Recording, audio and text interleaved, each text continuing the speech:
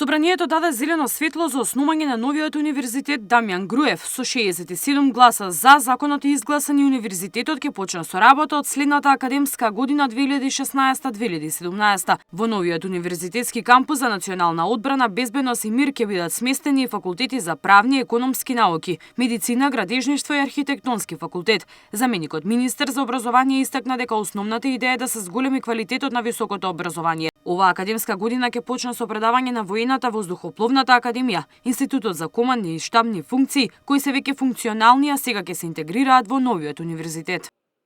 Тоа ќе биде универзитет кој што нема да има големи и масовни квоти за запишување, напротив, тоа ќе биде универзитет и интенцијата е да биде универзитет на кој што ќе се фокусира целокупната високо образовна и академска јавност во Република Македонија во насока на зголемување на квалитетот, а не на хиперпродукција на дипломирани студенти. Јас треба да ви верувам, цел универзитет во кој што за неколку дена додадовте 3 нови факултети, дека ќе испорача квалитет и треба да ви верувам дека е за безбедност.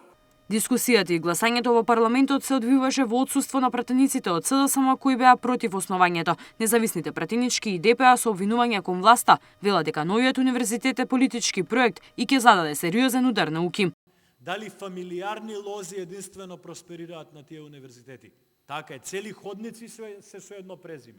Вие не можете да станете нити асистент, нити професор, ако вашиот татко или чичко не бил професор на медицински или на правен факултет. И конечно околу градежен и архитектура, почитувам дека вие повеќе знаете од мене, но јас знам една работа која што се појавува на пазарот на трудот. Не можете да најдете градежен инженер или инженер по архитектура за да го вработите. На Универзитетот Дамјан Груев ќе предаваат и странски професори, а во голем дел студирањето ќе се одвива на англиски јазик.